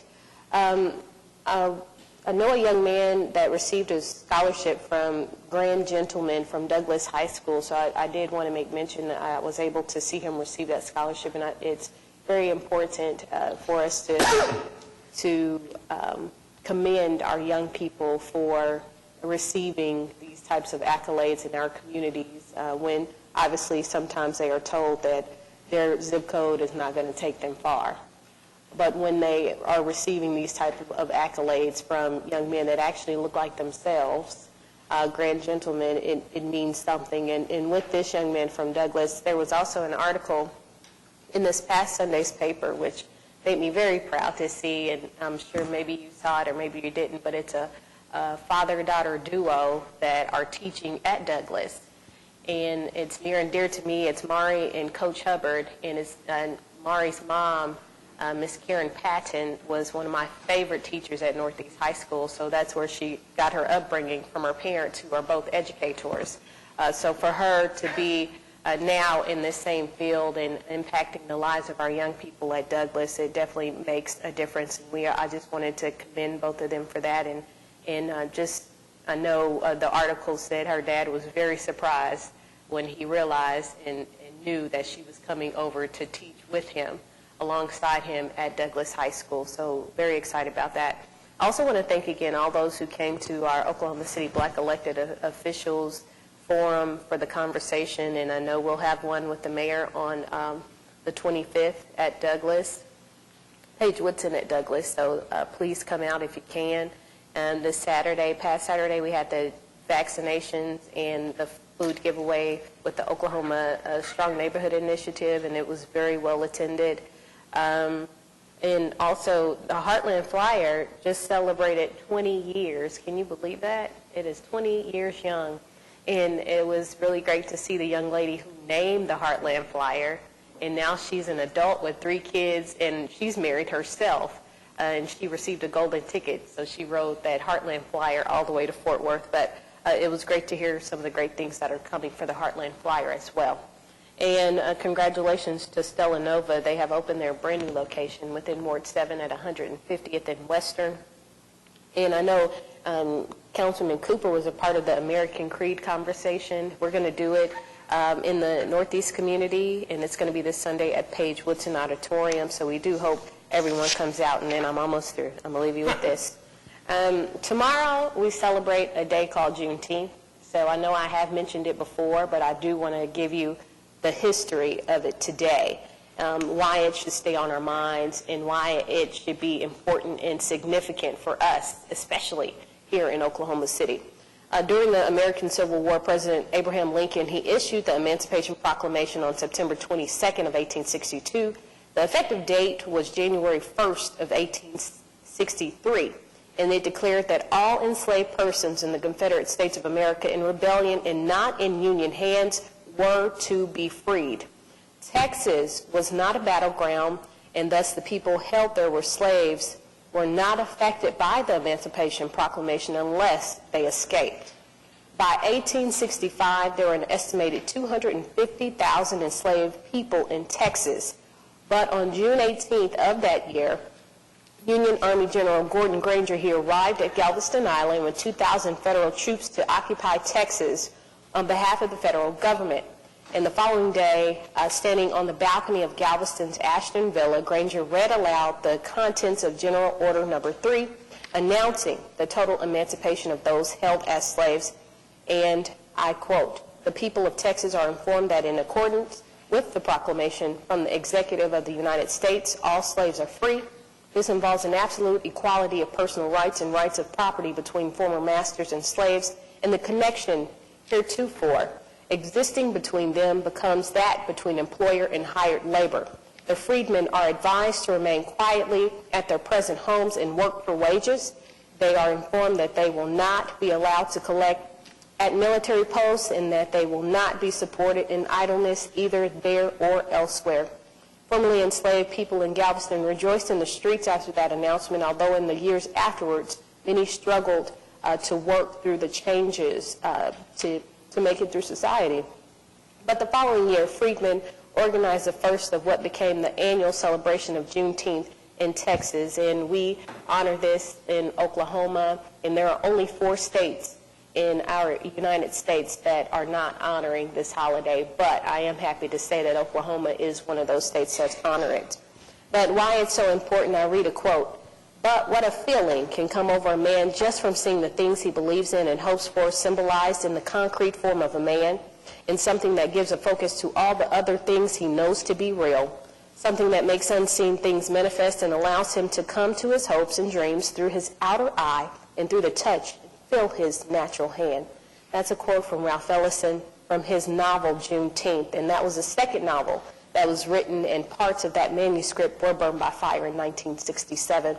But it was published after his death in 1999. So that's why I bring it back to localize it, because there was a story about Juneteenth that was published by the great Ralph Ellison, who was born and raised in Oklahoma City. And tonight there will be a conversation at 7 p.m. at the Oklahoma History Center talking about Juneteenth, and there's a renowned journalist that will be in town for that. So tomorrow, please remember those who had this day of 1865 and remember Juneteenth. Thank you.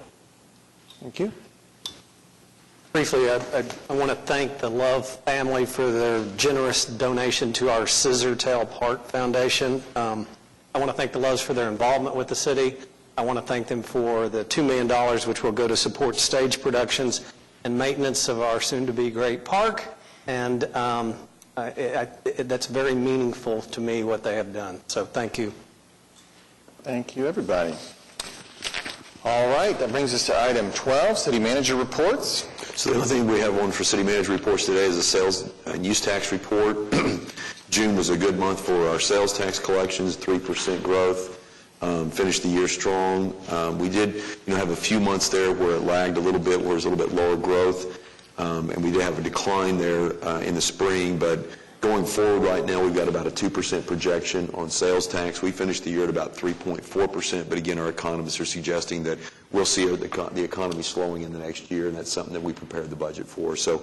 Really good year. Use tax was very strong, especially with online sales contributing significantly. Between the sales and use tax, we ended about $10 million above budget, which is very unusual and mostly tied back into the legislation from the state as well as the Supreme Court decision regarding online sales. That's all I have. Okay.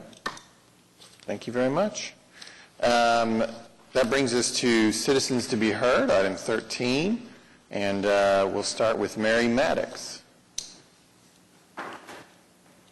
And Mary, if you wouldn't mind stating your name and address, and keep your remarks to 3 minutes or less. Excuse me, yes, sir. My name is Mary Maddox, and I live at 6910 North Spinnaker Lane in Lake Point Estates, and I've lived there for 18 years, almost 19. And since I've lived there, I've tried to work. We have a non-mandatory homeowner association. And I used to be one of the, people that helped in that association. It's non-mandatory, and many times I came down and talked to Bill Maher about our streets. Our streets have turned to gravel. They were that way when I bought my place in some areas. But I asked my neighbor across the street who had been there since they were new in 1982, and he said that what happened when they put concrete on those streets, it was not in very good, in 1982 the concrete just wasn't holding very well. So the street started disintegrating in Edgewater and Lake Point in the back, and Lake Point is where I live. And from 70th, I live on Spinnaker, it goes into 70th, and that goes into Admiralty. And when you turn the corners, there's so much gravel. If you're walking your little dog, and it's a very good walking area, you have to move your dog up to the curb because the gravel is so bad. I've called the city many times. They've come out and they swept it over to the side, and they repaired the big potholes. But I took some pictures yesterday I'd like to present to y'all with my camera, and I just kind of scribbled notes beside it so you can understand where I'm coming from. And when Mr. Greiner came to our meetings, he told us that there was going to be a bond issue, that, we would most likely be able to get our streets resurfaced. If we voted on the bond issue, we all voted on it, and hopefully that we would have our streets resurfaced. And so last week I called the Public Works Department and talked to them, and the gentleman was very courteous, and he said, well, let me get back with you. And he called me back and he said, you're not in the works to have any repairs made to your street.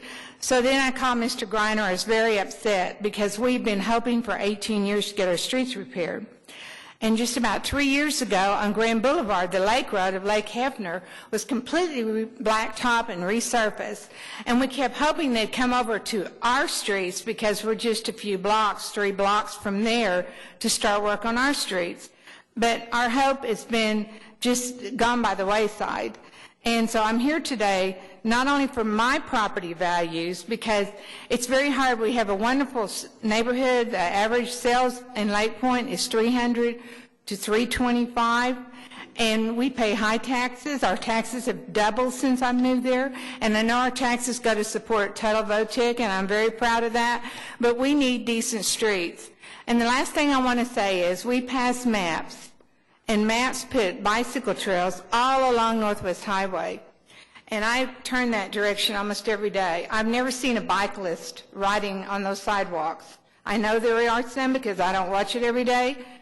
But we have new fences put up all along Northwest Highway, new sidewalks, but yet we don't have decent streets to drive on in my neighborhood. And I would like to present these pictures and notes to y'all. My driveway is 6910. I've had the bottom of it resurfaced with, just a brick overlay. And the gravel is so bad, I've had to have my driveway repaired year after year after year because the gravel comes up into the resurface area and just tears it up. And I will show you, there's not any smooth surface on my street whatsoever. It's either hardened gravel or gravel. And big places where they've come out, round circles where they've come out and patched it when there's big holes. And people need to come out and see it for themselves. It's a disgrace to Oklahoma City to have streets like this. And I've been a realtor for 31 years. I'm semi-retired there. And I've seen streets all over Oklahoma City in the metro area, and I don't think there's any streets as bad or worse than our streets. And I'm just asking for somebody to take an advantage, Sister Mr. Greiner. Because when I talked to you, you said I heard what I wanted to hear, but that's not true, Mr. Greiner. I heard what you said when I came to McDonald's at your meeting, and you said when you ran for office that you would do your best to get our streets resurfaced. We have got nothing done, and we would appreciate it very much. I'm speaking for the whole neighborhood. If they would try to do some surface work on our street to make it better for our neighborhood.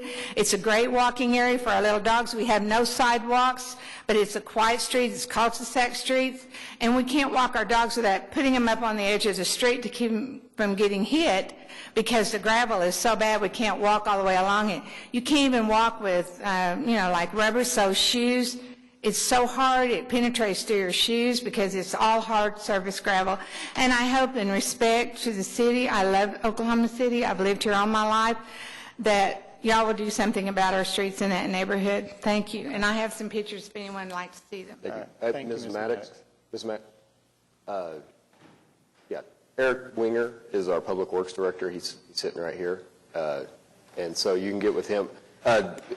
One thing about her neighborhood is that part of it is asphalt and part of it is concrete, and sometimes those neighborhoods kind of get overlooked because the asphalt streets deteriorate quicker than the concrete ones do, and so sometimes our PCIs don't really reflect what the actual conditions of the entire neighborhood is because the neighborhood kind of gets split up, and so I think they'll get it worked out. Okay. Thank you. Joy Reardon.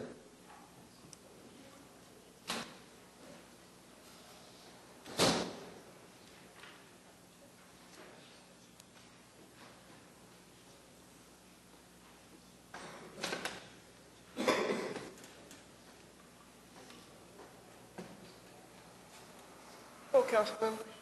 Hello. Joy Reardon, 125 Northwest 9th, Oklahoma City. I think I've got three things wrote down there. One of them is, as I keep coming back each council session, is the sidewalks. Not just new sidewalks, but also the existing sidewalks are in such horrible conditions that people in wheelchairs, walkers, canes, and everything else, the ADA, is getting overlooked. I understand that y'all want to put all this money into these trails and everything. I've gone to one of their meetings and got so disgusted with it that I actually had to leave because they're putting artwork, they're spending all this money and everything on artwork that maybe 2% of our citizens will actually ever see, and they're putting them in floodplain areas. How they got it past FEMA, how they got it past the Corps of Engineers and all the other people, I do not know. But the sidewalks, and I talked to the city manager this morning about two major areas that absolutely has to get something done. One is from the east side of Lincoln. It goes over to the second driveway for DeLisi, but out to the Greyhound terminal, which, quote unquote, don't want to be back downtown and everything because of the homeless population, there's no sidewalks. And then from, I'd say probably where the new boulevard is going in out to Morgan Road. It's a patchwork of sidewalks.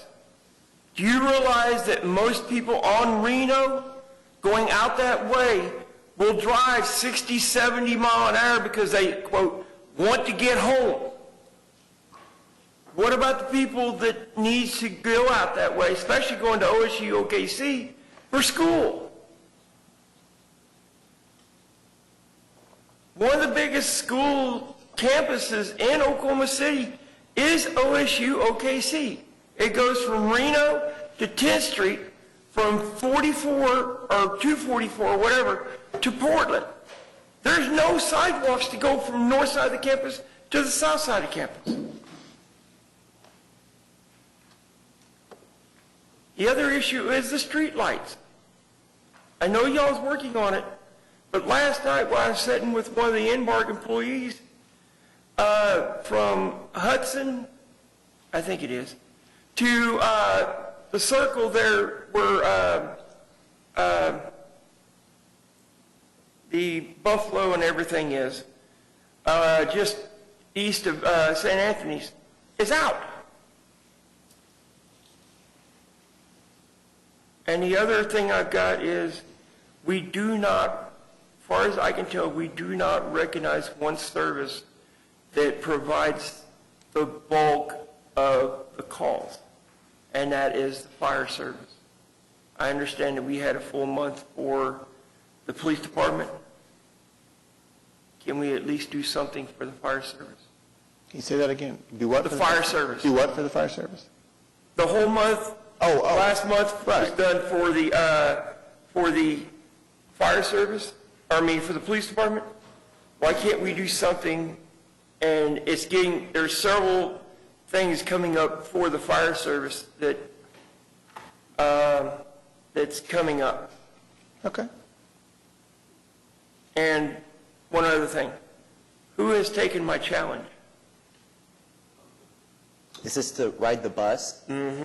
Hi. Ride the bus as a normal citizen without any special privileges, where you physically have to buy a card or pay the fare box. Like every other, like me, like this gentleman here, and everybody else here. Mm-hmm. Hey, I'm sorry, what was the price?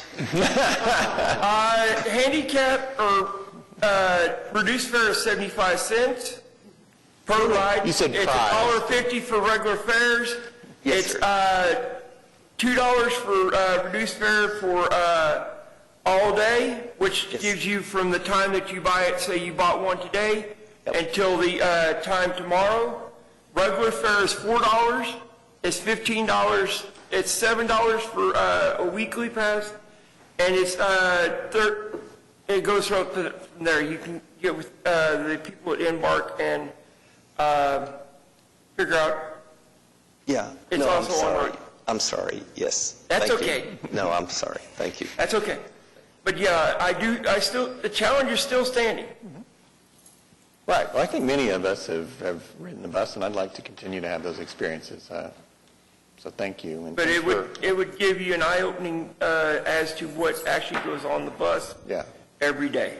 Yeah. No press, just get on like the average everyday worker and see what it's like. Yeah. Well, thank you, Joey. Thank y'all. Appreciate you. I will see y'all next council meeting. And I will keep coming back until the sidewalks get issued. Okay. Ronnie Kirk.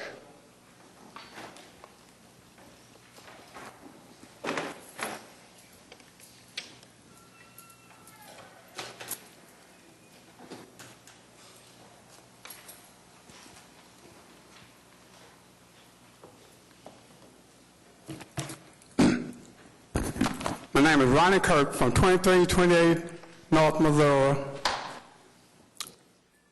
In 1990, I hold the first city block party permit for Juneteenth. But I come here today to talk about Juneteenth. What I come to talk about today was the cycle of our kids going back and forth to the penitentiary, to the jails, and through the court system. I think this can be broken, this cycle can be broke. I think it can. You know, when I start something, I fight all the way till I get a yes or no. So here's what I think can be done. I think people say, why don't the churches help us? Yes, the churches are helping now. They're letting me speak to their congregation. I'm not a minister, a preacher. I care about all kids. So the churches are working with me. Larry Jones Foundation, they spoke of the information I've given y'all today. The New Bethel Baptist Church, they talked to their congregation. They had a special event for Juneteenth, and they talked to their kids about it. The Green Pastors Baptist Church has invited me back to speak to their congregation. Mount Olive Baptist, I'll also be going there before July the 7th. The kids, we're going to bring them down and see all this new construction, ride these trolleys. We're going to let them know McDonald's is not the only job that they can get. They're going to see all this stuff. They're going to, the parents going to get with them and let them know they're from Asia coming on up. You can get jobs down here now as you grow up and remember. Another thing we're going to start doing for September, all the older people sitting around the houses, not going nowhere, we're not visiting them, they're not bedridden or sick. We're going to pick them, go by and get them. We got 87 members, and if one of the 87 members, everybody bring 3 people that they love and care about. We're going to come downtown September the 1st and ride the trolleys with the older people. They're going to see all this development. Half the people don't even know from May Avenue, from Northwest Expressway to Guthrie is all new development going on. Portland, Meridian, MacArthur. And when you go to Southside, they don't know from Southeast 29th Street, 174th Street, you can go all the way to Norman. New construction everywhere. A lot of people don't even know that other stuff exists in this town, and we all live here.